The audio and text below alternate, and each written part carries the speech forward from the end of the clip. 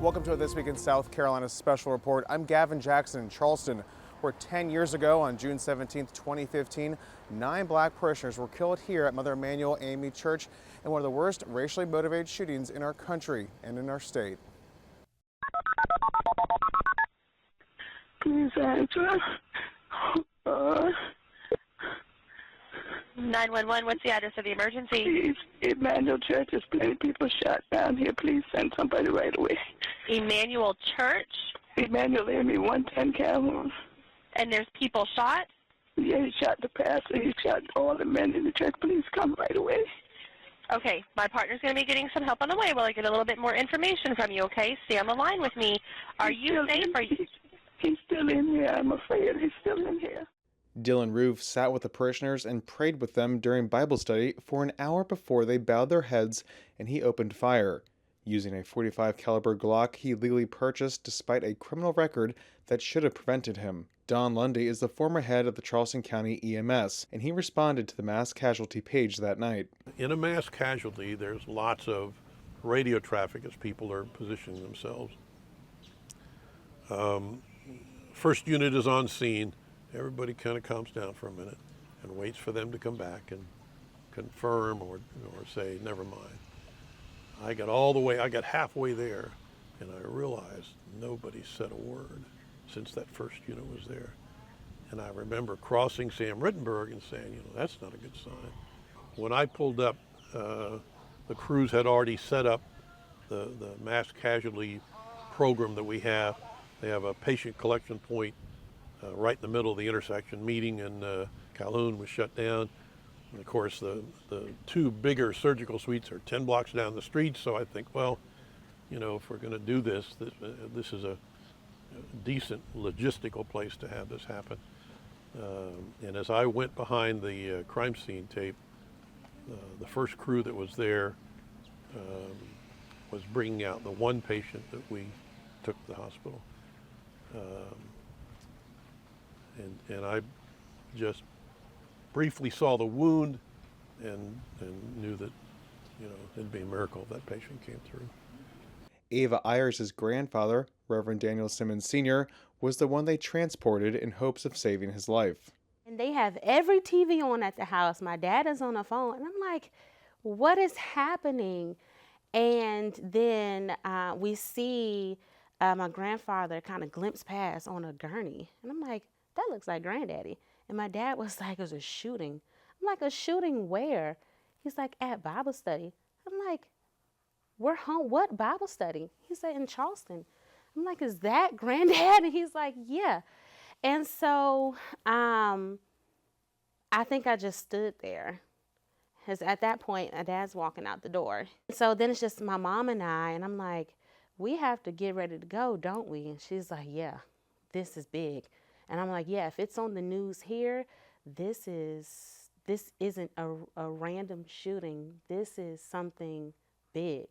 And that just kind of brings us to where we are today. Things are just now starting to unblur themselves, and I'm just now starting to get a grip on this was a targeted crime. It was something that was hate-fueled. It was something that had a end goal in mind, and we are doing our best to stop that. Roof was apprehended in North Carolina the following morning. On June 19th, he was charged with 9 counts of murder.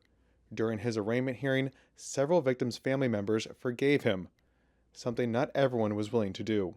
The state mourned the loss of those 9 souls senselessly murdered by someone hoping to start a race war, but it had the opposite effect.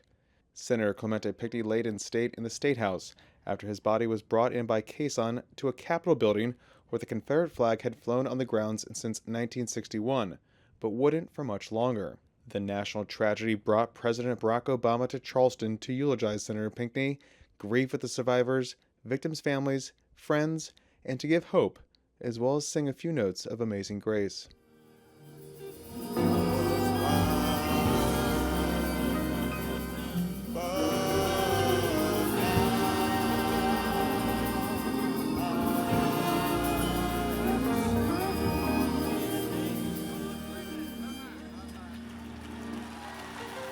Clemente Pinckney found that grace. Cynthia Hurd found that grace. Susie Jackson found that grace. Ethel Lance found that grace. DePayne Middleton Doctor found that grace. Tywanza Sanders found that grace. Daniel L. Simmons Sr. found that grace. Sharonda Coleman Singleton found that grace. Myra Thompson found that grace. Through the example of their lives, they've now passed it on to us. May we find ourselves worthy of that precious and extraordinary gift as long as our lives endure. May grace now lead them home. 2015 was a tumultuous year in South Carolina, but the words of unity, forgiveness, and grace were associated with many events that plagued our state that year, including the Mother Emanuel shooting. But forgiveness is hard to come by for some. For others, it's part of who they are, but they won't be forgetting anytime soon.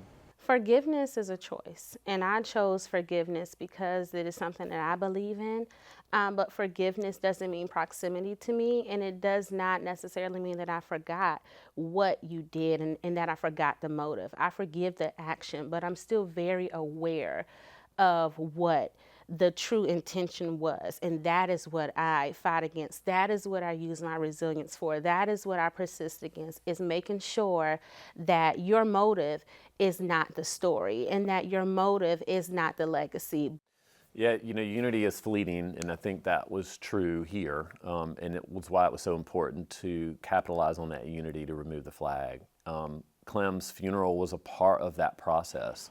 Clem's funeral not only was an opportunity to mourn and come together and think about what really matters, which I think all of the senators really did in a profound way, but it was also an important symbolic moment that led to the Confederate flag being removed, because his funeral came before that vote. And it was mighty hard to go to that funeral where a racist killer had murdered your friend for any of us, and then think it was okay for the state of South Carolina to fly the Confederate flag in front of the State House grounds. So it was a profound moment of unity and opportunity for people to come together and also personally to mourn, but it was also a political event. A political event that led to the flag being removed from the State House grounds. We have stared evil in the eye and watched good, prayerful people killed in one of the most sacred of places. We were hurt and broken, and we needed to heal. We were able to start that process, not by talking about issues that divide us, but by holding vigils, by hugging our neighbors, by honoring those we lost, and by falling to our knees in prayer. Our state is grieving, but we are also coming together. The hate-filled murderer who massacred our brothers and sisters in Charleston has a sick and twisted view of the flag. In no way does he reflect the people in our state who respect and in many ways revere it. We respect freedom of expression, and that for those who wish to show their respect for the flag on their private property, no one will stand in your way. But the State House is different, and the events of this past week call upon us to look at this in a different way. 15 years ago, after much contentious debate, South Carolina came together in a bipartisan way to move the flag from atop the Capitol dome. Today, we are here in a moment of unity in our state, without ill will, to say it's time to move the flag from the Capitol grounds. It's true a flag did not cause these murders. But as people from all walks of life, Republicans and Democrats now acknowledge, including Governor Haley, whose recent eloquence on the subject is worthy of praise, that flag was a reminder of systemic oppression and racial subjugation. We see that now. Removing the flag from this state's capital would not be an act of political correctness. It would not be an insult to the valor of Confederate soldiers. It would simply be an acknowledgement that the cause for which they fought the cause of slavery was wrong. While the state and country grieved, behind the scenes, plans were being laid by Democrats and others to remove the Confederate battle flag down from outside of the State House, where it had been flying since a 2000 compromise took it off the State House dome. That compromise also requires 2/3 support of both chambers in the State House to remove or alter any monument from public grounds in the state. With Rufe's affinity for the flag, its divisive past, and rebirth in the present, the moment was at hand, led by Senator Pinckney's friend. He actually was a little difficult to get to know. Clem was a quiet guy. He was gentle. He was very kind, but he didn't open up really quickly or easily. But we served together for, well over a decade, and I ended up being seatmates with Clem. All of us, I think, wanted to just shut down and mourn Clem. We didn't want to be in the Senate. We didn't want to really do anything except for cry and mourn and try to figure out a way to comfort Jennifer, his wife, and the family. I had, the year before, run for governor, and taking down the Confederate flag had been a key issue in my campaign. Bakari Sellers and I had made it a core issue in the latter part of the campaign. And as we learned about the racist nature of the shooting, which I think we all suspected from the very beginning, but then we saw the Confederate flags on the license plates. And that next day, which I think was a Thursday, we had to start thinking, okay, what does this mean? And a part of me just wanted to shut it all away and say, I don't want to deal with any of this. But by Friday, I think it began to be clear that the public understood that racist actions and racist thought and racist publications and internet screeds, that they had real results, and this was a real result of it. If that flag was ever going to come down, it was going to be now, and it's terrible and sad and awful that it took Clem Pinckney being killed for that to happen, but that is the only way it was going to come down, and I knew Clem, and I knew that that's what he would want. I introduced this bill, and am proud to have introduced it with so many co-sponsors, not because our friend was assassinated not too many days ago. And we should pass this bill not because of that or because of the 8 members of his congregation who were murdered. And we shouldn't pass this bill because some national figures say so, or because we've been getting emails or pressure one way or the other. I am asking you to pass this bill as it stands today, not with the amendment, for a very simple reason, and it's because it's the right thing to do.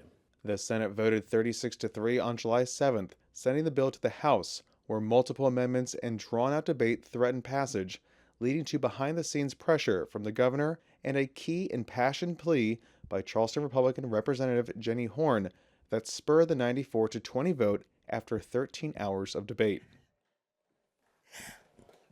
I cannot believe that we do not have the heart in this body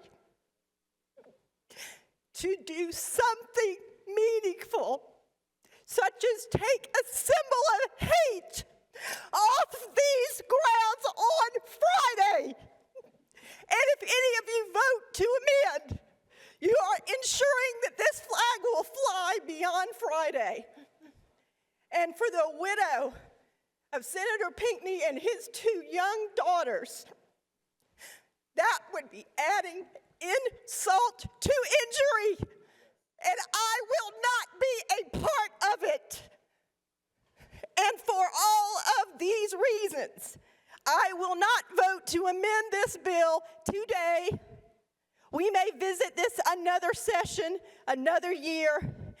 But if we amend this bill, we are telling the people of Charleston, we don't care about you. We do not care that someone used this symbol of hate to slay 8 innocent people who are worshiping their God.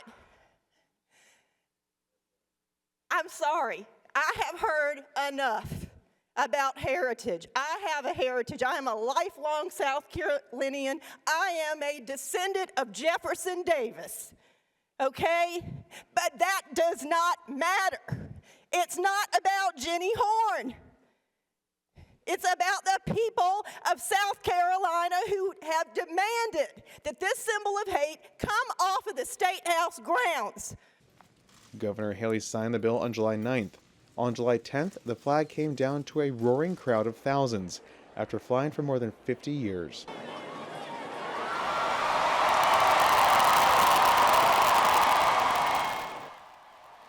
On the day the Confederate flag was removed, I didn't go to the State House. I didn't think it was a great day. I thought it was a shameful day. And I stayed at home, and I was glad that it came down. I was sad that it took the murder of my friend for the flag to come down. But he is now a symbol, and he did become a symbol of the state and the tragedy of the state, but also the opportunity of the state. And his portrait now hanging in the Senate chamber, his line in state at the State House is part of the history and an important part of the history. And I hope it's a turning point in the history that when we look back 50 years from now, we'll see that we moved closer together racially, closer together as a people because of it. The community here is strong and also somewhat political, which is why the church has sparingly served as a backdrop for some major politicians, including New Jersey Senator Cory Booker, who on the 2020 presidential campaign trail was here in 2019 talking about gun reform laws and hate crime laws, two big issues that have not really moved in our state, as well as President Joe Biden, who was here in January 2024 when he continued to talk about his fight for the soul of our country. The word of God was pierced by bullets and hate, of rage, propelled by not just gunpowder, but by a poison. Poison that has for too long haunted this nation.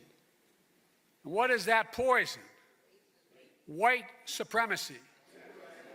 Oh, it is. It's a poison. Throughout our history, it's ripped this nation apart. This has no place in America. Not today, tomorrow, or ever. From that day, this nation saw this congregation, this community, demonstrate one of the greatest acts of strength I have ever seen. I mean it sincerely from the bottom of the act of forgiveness, the act of grace.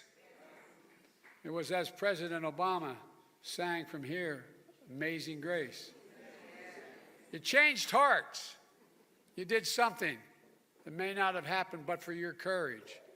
You brought down the Confederate flag in South Carolina. You brought it down. No, you did.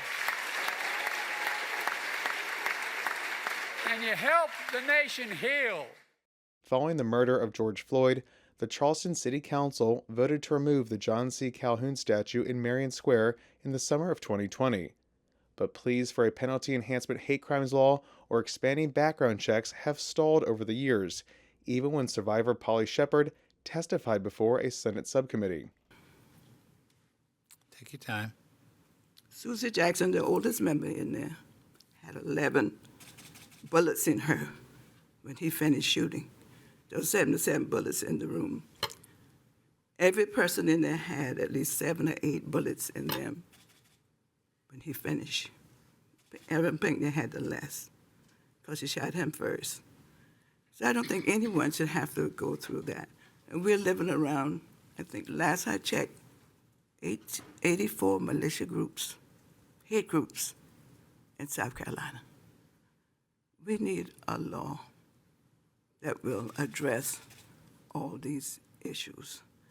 We should never have to go to church and go through what we went through. Dylan talked to me specifically. He told me, shut up. He asked me, did I shoot you? And I said, no. He said, I'm not going to. I'm going to leave you here to tell the story.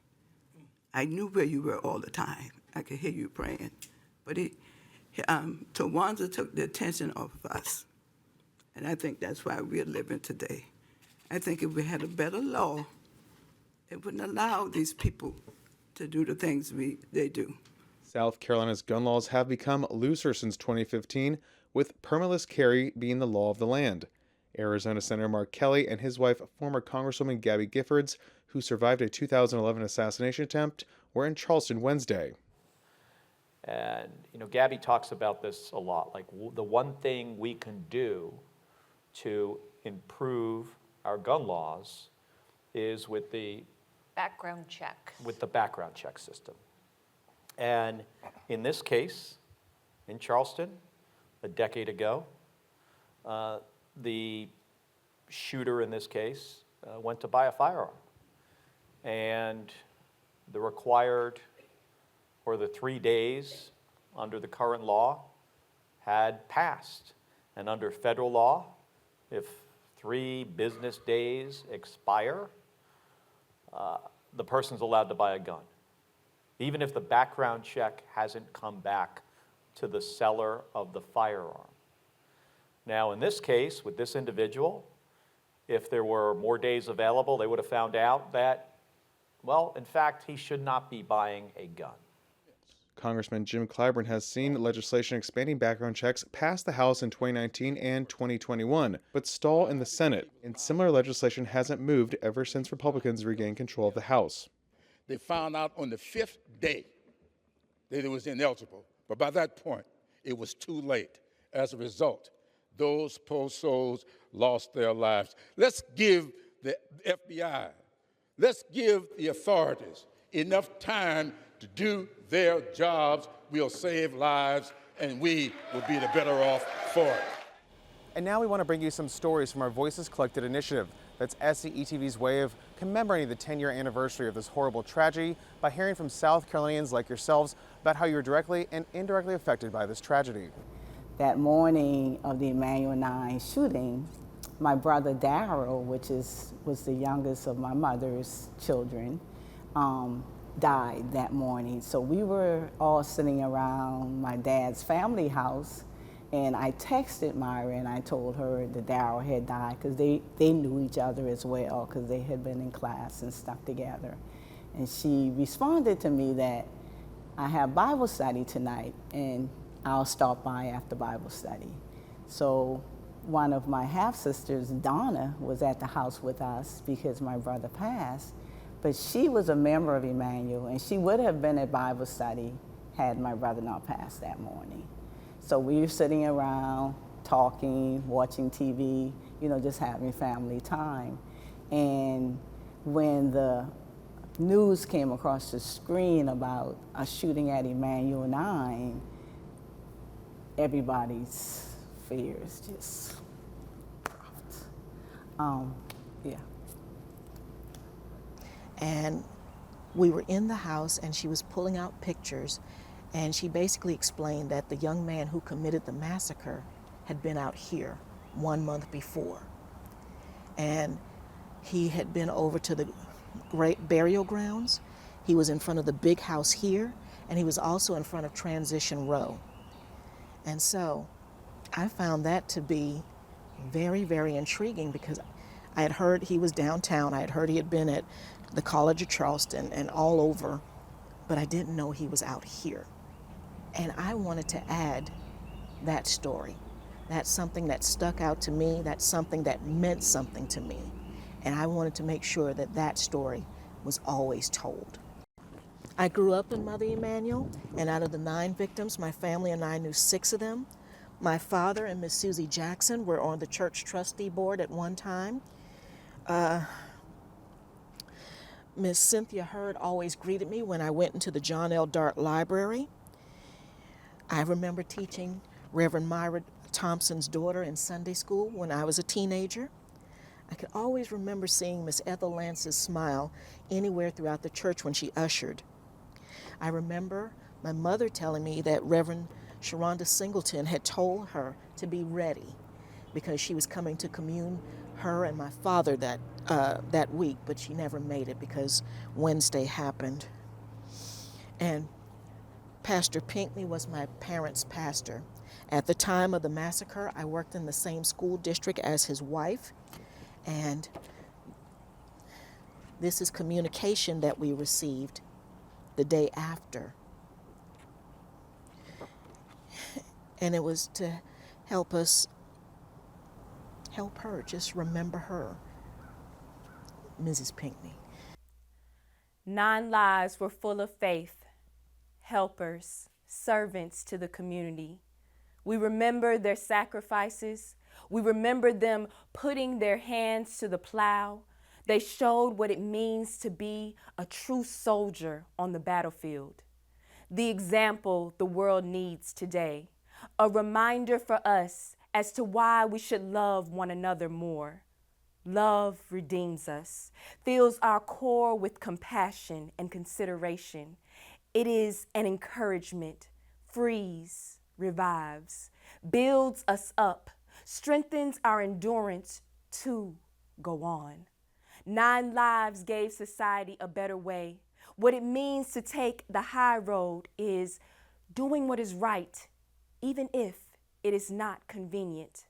These 9 lives are a reminder to me about legacy. The life we live will cause people to continue the mission or let it die. We are the voices ringing in hearts and heads to reflect on the Emanuel 9. We are the hands who are holding their names in our souls. We are the next generation with power. Make a difference. Inspire more humans to want to be whole. To hear more from our Voices Collected initiative and also additional reporting on Mother Emanuel and the 10-year anniversary, you can visit scetv.org/Emanuel9 or visit youtube.com/South Carolina ETV. For South Carolina ETV, I'm Gavin Jackson in Charleston. Be well, South Carolina.